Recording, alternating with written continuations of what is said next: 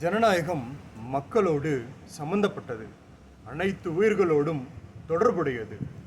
அப்படி இருக்கின்ற பட்சத்தில் ஜனநாயகத்தில் ஆட்சிக்கு வர்ற ஒரு கட்சி எங்களுக்கு கால அவகாசம் தாருங்கள் என்று எந்த ஒரு விதத்திலும் கேட்க முடியாது, கேட்கவும் கூடாது. உயிர்களை துச்சமாய் நினைக்கும் ஒரு எண்ணம் உடையவர்களை அவ்வாறு கேட்பார்கள். மக்களும் அப்சர்வேஷன் பீரியட் கொடுக்கணும்லாம் அவசியம் இல்லைங்க.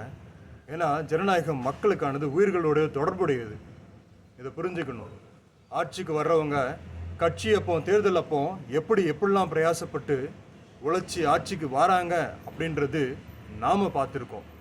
அப்படி இருக்கின்ற பட்சத்தில் அப்படி செய்கிறவர்கள் ஆட்சிக்கு வந்த பிறகு எப்படி எதை செய்யணும் அப்படின்ற திட்டமிடுதலோடு வந்திருக்க வேண்டும். திட்டமில்லாமல் வந்திருந்தால் மக்களுக்கு தான் திண்டாட்டம். இந்த அப்சர்வேஷன் பீரியட், ப்ரொபேஷனரி பீரியட் அப்படின்லாம் நம்ம ஒரு வேலைக்கு போகிறோம் அப்படின்னா அங்கே ஏதோ ஒரு ட்ரைனிங் பீரியடோ ஏதோ ஒன்று கொடுப்பாங்க.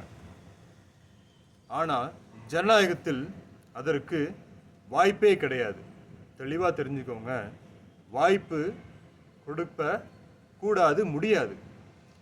ஏனென்றால் மக்களுக்கானதையும் உயிர்களுக்கானதையும் துச்சமாய் நினைக்க ஜனநாயகத்தில் இடமே கிடையாது. சிந்திப்போம்.